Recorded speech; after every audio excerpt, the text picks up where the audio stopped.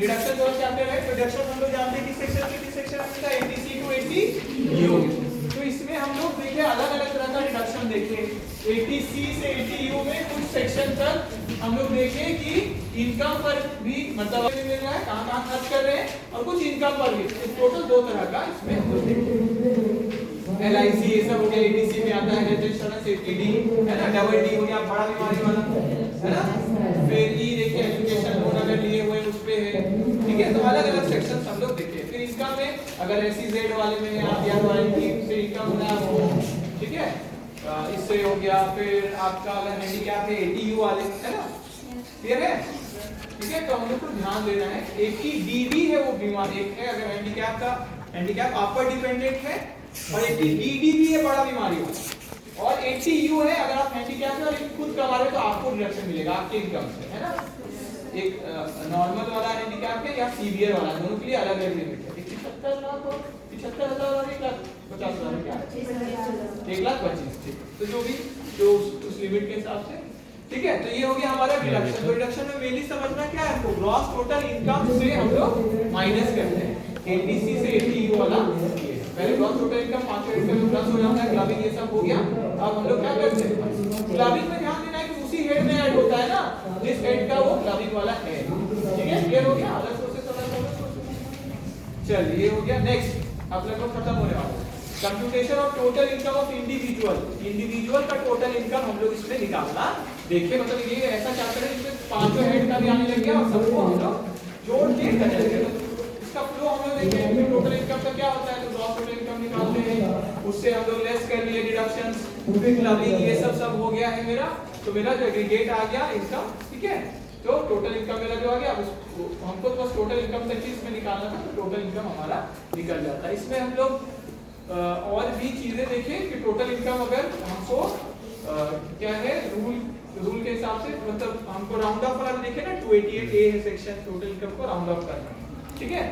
Next chapter में देखिए tax liability, यहाँ तो बस टैक्स कैलकुलेशन करना है हमको, क्लियर है।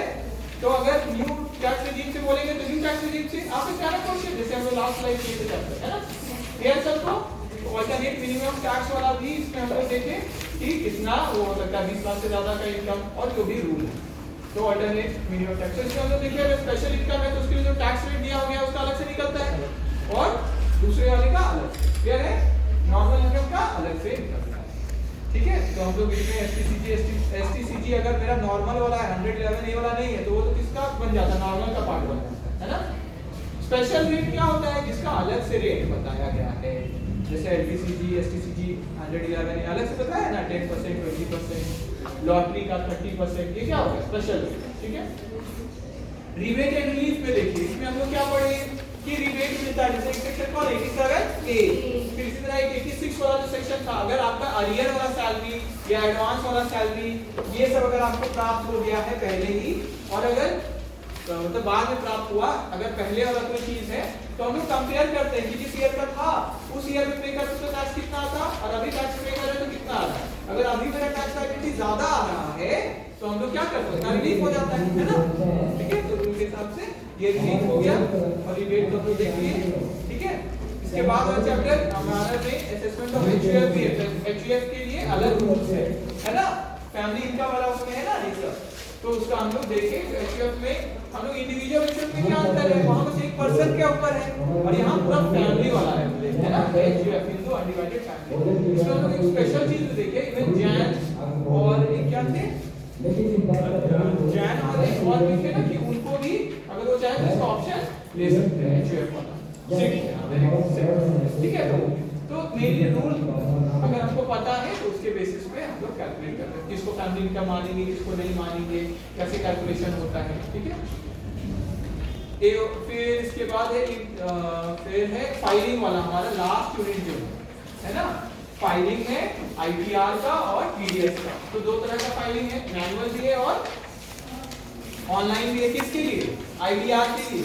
TDS में तो देखे हम लोग कि उसका मेनली क्या है, ऑनलाइन अलाउड है, मैनुअल वाला अलाउड नहीं है, ठीक है। तो हम लोग ऑनलाइन इसका प्रैक्टिकल क्लास भी देखते कैसे इसमें होता है ऑनलाइन रिटर्न फाइलिंग, और हम लोग इसमें देखें कि ITR अलग अलग तरह का होता है ना, ITR 1 है 2 है 3 है। अच्छा ITR है क्या, रिटर्न क्या है, जो हम लोग अपना इनकम, एग्जेम्पशन, डिडक्शन ये शो करके टैक्स कितना पे कर दिए, ठीक है, रिफंड आ रहा है कि टैक्स आ रहा है, कितना हम टोटल पेमेंट कर चुके हैं कि नहीं। तो जो हम फॉर्मूला मतलब जो डिटेल्स हम फर्निश करते हैं उसको क्या बोलते हैं, रिटर्न। किसको फर्निश करते हैं, सरकार को, इनकम टैक्स अथॉरिटी को, है ना, ठीक है। तो और इसमें हम लोग ये भी देखिए किसको मैंडेटरी है इनकम टैक्स रिटर्न फाइल करना ऑनलाइन, किसको नहीं है ना, तो उसका भी हम लोग ये देखें।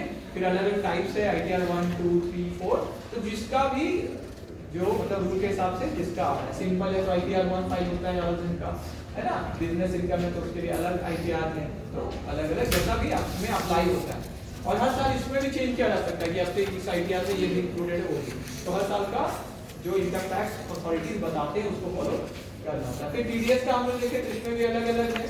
तो टीडीएस क्या होता है, जो इनकम का कुछ पार्ट अगर डिडक्ट कर काट के रखते हैं तो उसको क्या बोलते हैं, टीसीएस, टीडीएस। और एक होता है मतलब टैक्स डिडक्शन एट सोर्स, और एक क्या होता है TCS, tax collection at source.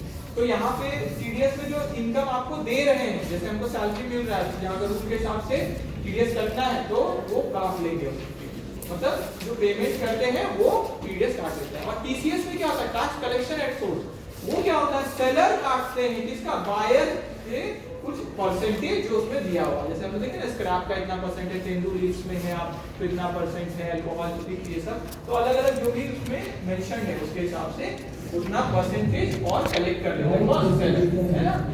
तो टीडीएस और टीसीएस में अंतर है, ऐसा है कि नहीं, है ना। तो अंतर वो शॉर्ट नोट्स के लिए इंपॉर्टेंट जैसे बोले थे। फिर टीडीएस का रिटर्न है, तो रिटर्न अच्छा टीडीएस और टीसीएस काटने के लिए आपको क्या चाहिए, टैन नंबर चाहिए, टैक्स टैन नंबर का फुल फॉर्म क्या है, tax deduction and collection account number, है ना। तो टैन नंबर होना चाहिए, उसके लिए अप्लाई करना है, जैसे पैन के लिए तो अप्लाई करते हैं, तो सीधा टाइम के लिए अप्लाई करते हैं। पैन के लिए फॉर्म है 49A, एक मार्क्स में आ सकता है ना। पैन के लिए कौन सा फॉर्म होता है 49A, टैन के लिए 49B, ठीक है। तो आपको ऑनलाइन का भी सुविधा, ऑनलाइन भी बना सकते हैं, ठीक है। तो फिर हम लोग देखिए टैन का भी रिटर्न, टीडीएस का भी जो रिटर्न होता है वो फाइल करना होता है। टीडीएस का हम लोग डेट्स भी देखें, डेट्स है ना कि अगले महीने का 7 तारीख तक, या गवर्नमेंट वाले तो उनके लिए अलग रूल है, विद इन सेम डे तो चालान का जरूरत नहीं है, और अगर नहीं करते होते तो फिर आपके लिए वही अगले महीने का 7 तारीख है ना।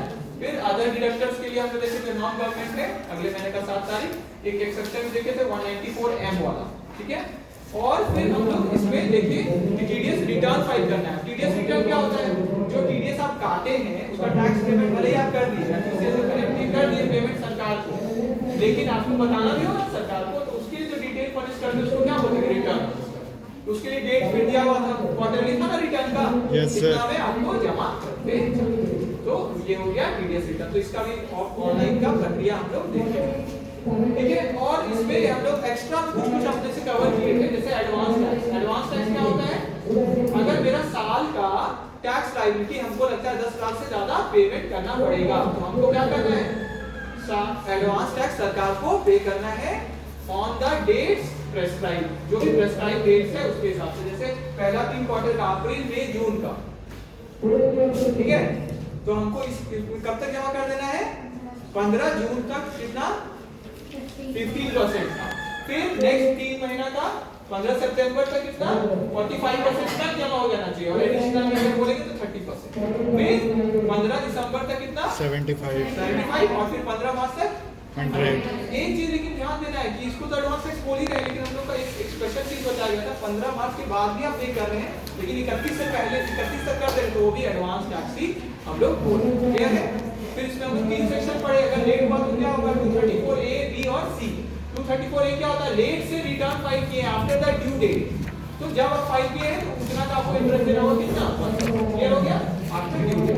फिर एक पढ़े 234P, वो क्या है, एडवांस टैक्स जो आपको पे करना था उसी साल तक आप नहीं किए, तो बाद में आप किए, मतलब मार्च पार हो गया, अब आप पेमेंट कर रहे हैं, तो आपको इसमें भी 1% इंटरेस्ट देना पड़ेगा जब भी आप पेमेंट कर रहे हैं, क्योंकि ये आपको पेमेंट करना था with in the same financial year, है ना, तभी तो एडवांस टैक्स बोलते हैं ना।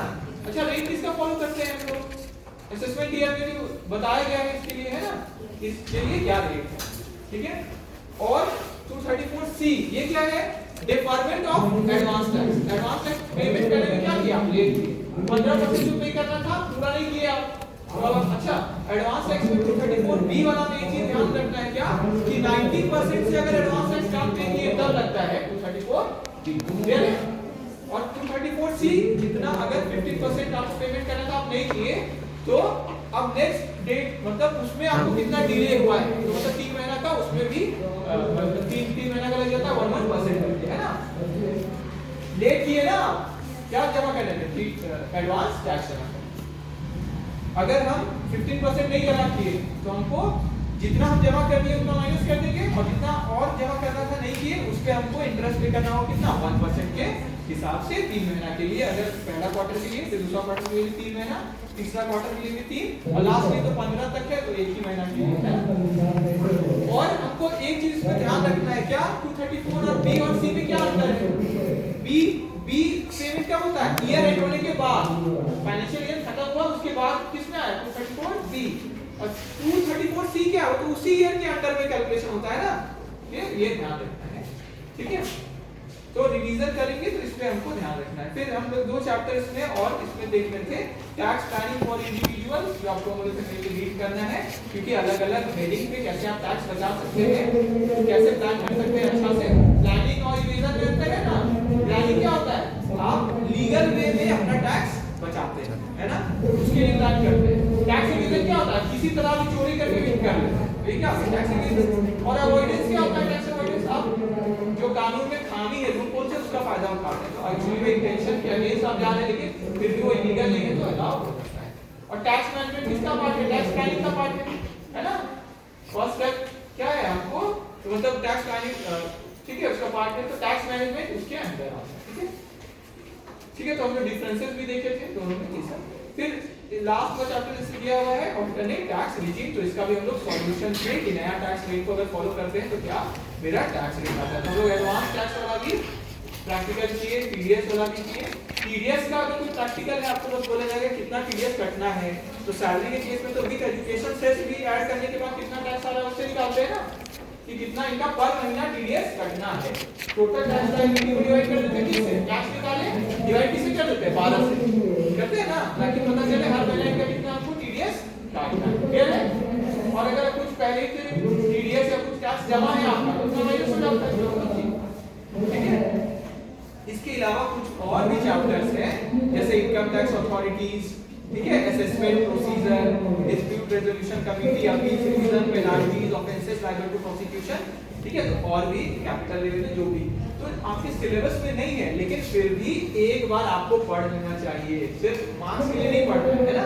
पहले क्योंकि टाइम एग्जाम अगर घोषित हो जाए तब तो फिर वही पढ़ना है सिलेबस में, लेकिन नहीं अभी है तो अभी आपके पास टाइम है कि एक बार पढ़ लें, क्योंकि ओवरऑल नॉलेज अगर सब्जेक्ट का है आपका तभी ना आपको अच्छा लगेगा कि हम कुछ जाने एक्स्ट्रा किए जिससे हमको समझ में आया।